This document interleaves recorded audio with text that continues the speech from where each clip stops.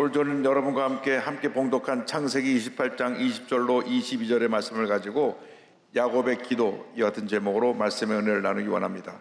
제목을 한번 크게 따라 주시기 바랍니다. 야곱의 기도. 야곱의 기도. 지금은 나라를 위해서 기도할 때입니다. 국가 안정과 국민 대통합을 위해서 기도해야 될 때인 것입니다. 더 이상 분열과 다툼, 비난과 공격은 멈춰야 하는 것입니다. 이렇게 우리끼리 갈라져 싸우다가는 나라가 망하는 길로 갑니다. 이젠 우리 모두가 하나가 되어야 합니다. 서로 화해하고 화합하고 사랑과 용서로 하나 되어서 위대한 대한민국을 건설해 나가야 되는 것입니다. 지금 나라가 이렇게 혼란스러운데 싸움을 말리는 사람은 없습니다. 싸움을 부추긴 사람만 있습니다. 그래서 더욱 싸움이 격렬해집니다. 어쩌다 우리나라가 이렇게 되었습니까? 우리 모두가 회개해야 합니다. 우리 예수 믿는 사람이 한마음 되어서 주여 우리 대한민국이 하나가 되게 하여 주옵소서. 더 이상 이렇게 편을 나눠서 극렬하게 싸워 이 나라가 무너지지 않게 하여 주옵소서. 우리가 그동안 하나 되지 못한 것을 회개하고 서로 비난하고 공격했던 것을 회개하고 사랑의 마음으로 하나 될 때, 이로해서 기도할 때 하나님의 놀라운 은혜가 우리에게 임할 줄로 믿습니다. 오늘은 야곱의 기도를 가지고 함께 말씀의 은혜를 나누기 원합니다. 야곱이 브엘세바를 떠나서 하란으로 가다가 베델에서 잠이 들었습니다. 그런데 꿈에 하나님이 나타나셔서 그에게 축복의 말씀을 주셨습니다. 잠에서 깨자마자 자기가 그곳에 단을 쌓고 하나님 앞에 소원 기도를 드립니다. 그 기도의 내용이 세 가지입니다. 우리의 일생이 기도의 일생이 되어야 합니다. 기도가 우리의 운명을 바꿔놓는 것입니다. 야곱의 소원 기도가 야곱의 운명을 바꿔놓았고 하나님의 놀라운 은혜와 축복 가운데로 그를 이끌어 주었던 것입니다. 그는 하나님 앞에 기도할 때 무엇보다도 먼저 자기가 야훼 하나님을 자신의 유일한 하나님으로 섬기겠다고 고백을 합니다. 그는 유일하신 하나님을 믿는 믿음을 고백한 것입니다. 창세기 28장 20절 21절입니다. 야곱이 소원하여 이르되 하나님이 나와 함께 계셔서 내가 가는 이 길에서 나를 지키시고 먹을 떡과 입을 옷을 주시어 내가 평안히 아버지 집으로 돌아가게 하시오면 여호와 야훼께서 나의 하나님이 되실 것이요. 야곱이 잠에서 깨어나 이렇게 기도한 것입니다. 하나님께서 나와 함께 하셔서 가는 길을 지켜주시고 먹을 것 입을 것을 주시고 평안히 아버지의 집으로 돌아가게 하시면 야훼 하나님이 나의 하나님이 되실 것입니다. 그 말의 뜻은 하나님께서 나와 함께해서 나를 돌봐주신다면 나는 하나님만 섬기며 하나님만 경배하며 하나님만 믿고 따르겠습니다. 이와 같은 고백인 것입니다. 당시 야곱이 살던 시대에는 우상 숭배가 만연했던 사회입니다. 모든 사람들이 갖가지 우상을 섬겼습니다. 한두 가지 우상을 섬긴 것이 아니라 다신 문화였기 때문에 여러 가지 우상들을 그들이 섬겼습니다. 이러한 시대에 살던 야곱이 나는 앞으로 절대로 어떠한 우상도 섬기지 아니하고 어떠한 환난과 핍박이 다가온다 할지라도 오직 하나님 한 분만 섬기고 믿고 의지하겠습니다. 이런 믿음의 고백을 하는 것입니다. 우리가 일생을 살아가는 동안 우리가 이와 같이 하나님 제일주의 신앙을 고백해야 하는 것입니다. 이 세상의 많은 우상들이 우리를 유혹하지만 주님 나를 구원해주신 그 놀라운 은혜에 감사하여 하나님만 믿고 의지하고 하나님만 섬기겠습니다. 마음과 뜻과 정성을 다하여 주 하나님을 섬기겠습니다. 믿음의 고백하는 여러분 모두가 되기를 주님의 이름으로 축원합니다. 예수께서 친히 말씀하셨습니다. 마태복음 20장 37절입니다. 예수께서 이르시되 내 마음을 다하고 목숨을 다하고 뜻을 다하여 주 너희 하나님을 사랑하라 하셨으니, 마음과 목숨과 뜻을 다하여 주 하나님을 사랑하는 여러분 모두가 되기를 바랍니다. 하나님 이렇게 전인격적으로 사랑할 때 하나님께서 놀라운 은혜와 축복을 우리에게 부어주시는 것입니다. 우리 삶의 첫 번째 순서가 하나님이 되어야 되는 것입니다. 세상의 권력도 명예도 물질도 그건 다 그 다음에 우리에게 따라오는 순서이지 첫 번째 순서가 될 수 없습니다. 주님 분명하게 말씀하셨습니다. 마태복음 6장 3절에 말씀하시기를 그런즉 너희는 먼저 그의 나라와 그의 의를 구하라. 그리하면 이 모든 것을 너희에게 더하시리라 말씀하신 것입니다. 먼저가 바로 되어야 되는 것입니다. 먼저 하나님의 나라와 하나님의 의를 구하면 이 모든 것을 우리에게 더하여 주시는 것입니다. 어서 무엇을 하든지 우리에게 주신 주님의 축복을 가지고, 우리에게 주신 재능을 가지고, 우리에게 주신 능력을 가지고 최선을 다하여 하나님께 영광 돌리는 삶을 살아야 할 것입니다. 고린도전서 10장 31절을 말씀합니다. 그런즉 너희가 먹든지 마시든지 무엇을 하든지 다 하나님의 영광을 위하여 하라. 할렐루야. 먹든지 마시든지 무엇을 하든지 하나님의 영광을 위해서 최선을 다하여 살아가는 여러분들 되기를 주님의 이름으로 축원합니다. 참으로 좋으신 우리 사랑하는 하나님께서 우리를 먼저 사랑하셨습니다. 죄 가운데 살던 우리를 사랑으로 품어주셨습니다. 우리를 구원해 주시기 위해서 예수님을 이 땅에 보내주시사 십자가 달려 죽게 하시고 십자가의 죽음으로 우리를 구원의 문을 열어주시고 구원해 주신 것입니다. 나 같은 죄인이 회개하고 예수를 믿기만 하면 그 순간 하나님의 은혜 가운데 죄인인 내가 변화되어 구원받은 의인으로 삶이 바뀌어지게 되는 것입니다. 하나님이 이처럼 우리를 사랑하시는데 우리가 어떻게 적당히 하나님을 사랑할 수가 있습니까? 성경은 분명히 말씀합니다. 마음을 다하고 목숨을 다하고 뜻을 다하여 주 너희 하나님을 사랑하라. 하나님의 놀라운 은혜와 사랑을 체험한 우리 믿음의 조상들이 환난과 피할 가운데서도 죽음을 두려워하지 않냐고 목숨 바쳐 하나님을 사랑하고 주님의 귀한 뜻을 이루어 나갔던 것입니다. 일생 나간 동안 하나님 제일 주의 신앙을 붙잡고 믿음으로 전진 또 전진해 나가시기 바랍니다. 하나님의 은혜가 임합니다. 축복이 임합니다. 예수를 잘 믿는 사람이 망한 적이 없습니다. 예수를 제대로 믿지 못하고 세상으로 나간 사람들이 멸망길로 갔지, 예수님을 잘 믿고 쥐 뜻대로 산 사람은 모든 것이 하늘과 선을 이루는 하나님의 은혜 가운데 결국은 하나님의 축복으로 하나님의 은혜의 자리로 인도함을 받게 되었던 것입니다. 일생 살아가는 동안 하나님 제일주의 삶을 살아서 하나님의 큰 복을 받는 여러분 되기를 주님의 이름으로 축원합니다. 나가서 야곱은 하나님의 집을 세우겠다고 기도했습니다. 우리는 하나님의 전을 세우는 신앙을 가져야 될 것입니다. 창세기 28장 20절은 이와 같이 말씀합니다. 내가 기둥으로 세운 이 돌이 하나님의 집이 될 것이요. 아침에 일찍 일어나서 그가 베개 삼았던 돌을 가져다가 기둥을 세우고 기름을 부었고 그곳의 이름을 베델 하나님의 집이라고 불렀습니다. 창세기 28장 18절 19절입니다. 야곱이 아침에 일찍이 일어나 베개로 삼았던 돌을 가져다가 기둥으로 세우고 그의 기름을 붓고 그곳 이름을 베델이라 하였더라. 이 성의 옛 이름은 루스더라. 벳엘, 이 벳이라는 말은 베이트라는 말에서 집을 말하고 엘은 하나님을 말합니다. 베델이라는 말은 하나님의 집을 말합니다. 이곳에 기름을 부은 것은 그것을 거룩하게 성별한다고 하는 의미인 것입니다. 하나님의 임재를 기억하고 길이길이 그것을 우리가 주님을 섬기는 자리로 만들어 놓기 위해서 그것을 베델 하나님의 집이라고 이름을 부른 것입니다. 야곱은 그곳에서 주님 앞에 예배를 드리며 한평생 주님을 섬기는 삶을 살겠다고 하는 결심을 했습니다. 우리가 일생 동안 살아가는 동안에 하나님 앞에 복받는 비결은 하나님의 집을 세우는 것입니다. 아크론 수박에는 어떻게 하든지 하나님의 집을 무너뜨리려고 합니다. 왜냐하면 이 하나님의 집이 구원의 방주요 축복의 방주요 하나님의 은혜의 통로이기 때문에 어떻게 하든지 교회를 무너뜨리려고 합니다. 우리의 신앙은 하나님의 집을 세우는 신앙이 되어야 되는 것입니다. 하나님의 교회를 위해서 충성하고 헌신하여 교회를 세우고 교회를 부흥시켜 나갈 때 하나님의 은혜와 축복이 우리 삶 가운데 넘치게 임하게 될 것입니다. 하나님의 전은 하나님께서 임재하시는 곳입니다. 솔로몬이 성전을 건축하고 이와 같이 하나님 앞에 고백을 합니다. 열왕기상 8장 13절입니다. 내가 참으로 주를 위하여 계실 성전을 건축하였사오니 주께서 영원히 계실 초소로소이다. 7년 거쳐서 성전을 건축한 다음 헌당 예배 드릴 때 하나님의 영광이 구름같이 온 성전을 뒤덮었습니다. 열왕기상 8장 10절로 11절입니다. 제사장이 성소에서 나올 때 구름이 야훼의 성전에 가득함에 제사장이 그 구름으로 말미암아 능히 서서 섬기지 못하였으니 이는 야훼의 영광이 야훼의 성전에 가득함이었더라. 하나님께서 임재하시니 성전에 나와서 기도할 때 하나님께서 우리의 기도를 들으시고 응답하시는 것입니다. 기적을 베풀어 주시는 것입니다. 은혜를 내려 주시는 것입니다.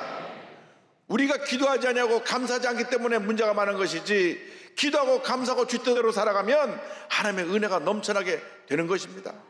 열왕기상 8장 29절 3절을 말씀합니다. 주께서 전에 말씀하시기를 내 이름이 거기 있으리라 하신 곳이 곧 이 성전을 향하여 주의 눈이 주하러 보시오며 주의 종이 이곳을 향하여 비는 기도를 들으시옵소서. 주의 종과 주의 백성 이스라엘이 이곳을 향하여 기도할 때 주는 그 간구함을 들으시되 주께서 계신 곳 하늘에서 들으시고 들으시사 사하여 주옵소서. 하나님께서 이 성전을 주하러 보고 계시고 그리고 우리의 기도를 들으신다고 말씀하셨습니다. 성전에 계시기 때문에 우리가 주 앞에 나와서 늘 기도하고 인간의 소리를 내지 말고 오직 주님 앞에 귀 기울여 잠잠하고 주의 말씀에 순종하는 우리 모두가 되어야 할 것입니다.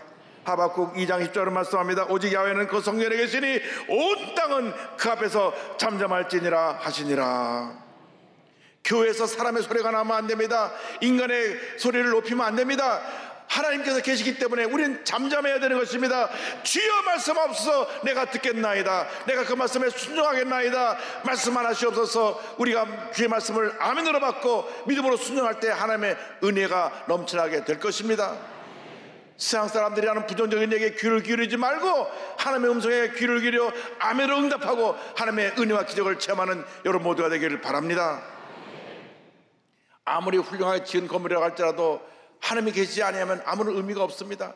이 성전에 하나님이 계시기 때문에 하나님께서 우리의 기도를 들으시고 응답하시고 우리의 삶 속에 놀라운 은혜를 베풀어 주시는 것입니다. 교회 중심, 성전 중심의 신앙인이 될 때 하나님께서 복의 복을 더하여 주시는 것입니다. 우리가 일생 살아가면서 사랑하고 또 충성하고 헌신해야 될 것이 바로 주님이 임재해 계시는 이 교회인 것입니다. 하나님께서 이 땅의 축복의 통로, 구원의 방주로 교회를 세워놓으신 것입니다. 예수님이 승천하신 후에 오순절 성령 강림 때에 교회가 탄생되어서 지금 2000년 동안 하나님께서는 교회를 통하여 그 일을 이루고 계십니다. 이 세상에 하나님의 놀라운 역사를 이루는 이 땅에 세운 하나님의 영광의 자리가 바로 교회인 것입니다. 이 교회에 하나님의 성전된 우리들이 모여서 함께 예배드리기 때문에 이 자리에 주님이 임재하여 계시고 우리의 기도를 들으시고 응답하시며 우리의 찬양을 받으시고 우리 삶 가운데 넘치는 축복을 부어주시는 것입니다. 교회를 뜨겁게 사랑하는 여러분들 모두가 되기를 바랍니다. 교회를 섬기는 주의 종들을 해서 기도하는 여러분 모두가 되기를 바랍니다.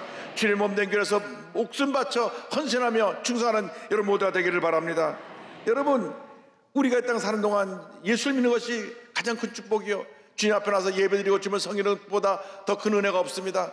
이제 구원받은 우리들이 해야 될 일이 있습니다. 모여 기도하고 예배드리고 흩어져 전도하는 것입니다. 우리가 만나는 모든 사람에게 복음을 전해야 됩니다. 예배 끝나고 흩어져 나갈 때 버스를 운전하는 기사 선생님에게 예수 믿으라고 복음을 전해야 됩니다. 택시를 타고 가면서 택시 운전기사에게 예수 믿으라고 복음을 전해야 됩니다. 식당에 들어가서 음식을 먹을 때 종업원에게 예수 믿으라고 복음을 전해야 되는 것입니다. 우리가 있는 자리에서 복음을 전해야 됩니다. 때를 얻든지 못 얻든지 복음을 전해서 한 영혼이라도 구원해야 되는 것입니다. 이것이 우리 모두에게 주어진 사명입니다. 복음을 전해도 되고 안 전해도 되는 것이 아니라 복음을 반드시 전하는 것이 우리에게 주신 가장 큰 축복입니다. 크리스찬으로서 일상을 살아가면서 가장 보람되고 의미 있는 것은 성전을 건축하는 것입니다. 가장 큰 기쁨은 주님 몸 되신 교회를 섬기는 것입니다. 이 성전이 이스라엘 역사의 중심이 되어서 이스라엘 역사를 이끌어 왔습니다. 그런데 그들이 그렇게 중요시 여기던 성전이, 그들이 예수님을 십자가 못 박아 죽음으로 말미암아 하나님의 심판을 받아서 AD 70년에 로마 디도대장에 의해서 예루살렘 성전이 파괴되고 그때로부터 무려 1948년 5월 14일 독립할 때까지 1900년을 전 세계를 또 돌아다녔습니다. 전 세계 역사 가운데 1900년 가까이 나라 잃고 돌아다니다가 와서 나라를 다시 세운 나라는 이스라엘이 유일합니다. 그런 식으로 말하면 우리 고구려가 676년에 망했으니까 1200명 밖에 안 됐으니까 저 만주가 다 우리 땅이라고 얘기할 수도 있는 그런 것인데, 아멘. 원래 거기부터 우리 땅이었습니다. 저 만주벌판이 다 우리 거였습니다. 그런데 이스라엘은 1900년 동안 떠나다니면서도 우리가 하나님께서 우리의 진짜 이스라엘 땅으로 돌아간다는 믿음을 가졌습니다. 그 믿음을 보여준 것이 바로 그들이 가는 곳마다 회당을 세운 것입니다. 우리로 말하면 교회를 세운 것입니다. 성전을 세운 것입니다. 1900년 동안 흩어져 사는 저들이 제일 먼저 가서 그 마을에 회당을 세우고 회당을 중심으로 둘러서 유대인들이 정착하여 그곳에서 삶의 터전을 만들고 열심히 일을 해서 부유함을 거두고 전 세계를 움직이는 경제인들이 나오게 된 것입니다. 그들이 복을 받게 된 비결이 바로 그들의 삶의 중심에 하나님의 집이 있었기 때문인 것입니다. 회당이 있었기 때문인 것입니다. 그래서 이스라엘 민족이 가는 그 어디에도 회당이 없는 곳이 없었습니다. 제일 먼저 회당을 짓고 성전을 짓고 그 다음 그 주변에 안식일에 걸어갈 수 있는 한 1km 반경 안에 그들이 집을 짓고 거기서 생활을 했습니다. 그래서 하나님께서 1900년 동안 어디선지 하나님 앞에 예배드리는 그들을 긍휼히 여겨주셔서 1948년 5월 14일 마침내 이스라엘이 독립하게 된 것입니다. 하나님의 은혜인 것입니다. 할렐루야. 교회를 사랑하고 예배를 사랑하는 여러분 모두가 되기를 바랍니다. 교회 중심, 예배 중심, 십자가 중심의 신앙생활하는 여러분 모두가 되기를 바랍니다. 그때 하나님의 은혜와 축복이 우리 모두에게 넘쳐나게 되는 것입니다. 여러분, 예수를 잘 믿고 교회를 잘 섬긴 분들은 자손만대의 복을 받습니다.